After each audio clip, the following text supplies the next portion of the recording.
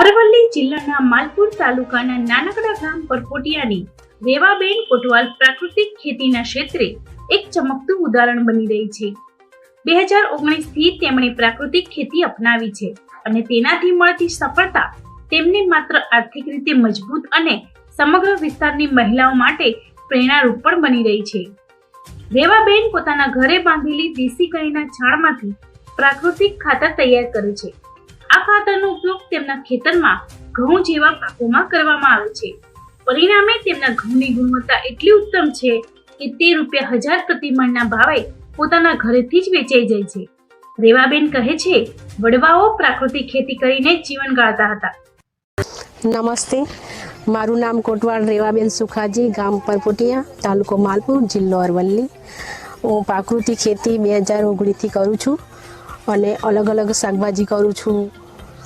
પછી આગળના સમયમાં આપણા વડવાઓ જે દેશી ગાય આધારિત ખેતી કરતા હતા, એ સમયમાં કોઈ દવાખાના આદિ નહોતા, કેમ કે એ ખાતા હતા જ દેશી ગાય આધારિત ખેતી છાણિયા ખાતરથી જ પકવતા બધું, અને ડીએપી એરિયા કોઈ ખાતરો એવા સમયમાં ન હતા અને સારું એવું મગફળ જેવું પાકતું હતું અને સારું ઉત્પાદન પણ કરતા હતા અને ખાતા હતા।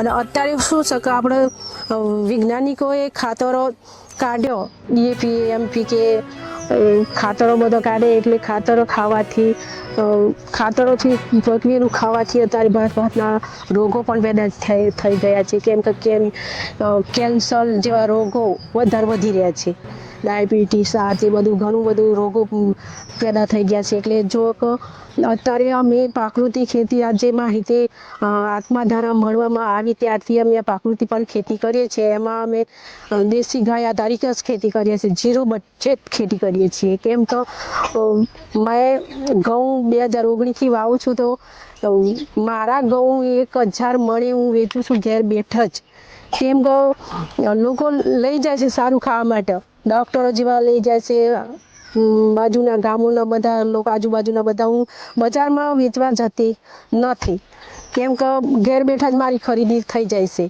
કોઈ બજારમાં વેપારીઓને પણ આપતી નથી, ઘેર બેઠા હું ખરીદી કરી જાય છે। અને શાકભાજી પણ હું ઘેર બેઠા જ મારી વેચાય છે મોંઘી, કેમ કે બજારમાં જે આપણે લાવીએ છીએ 30 રૂપિયાની ચાલી તો 40 રૂપિયા કિલો મારી શાકભાજી પણ વેચાઈ જાય છે।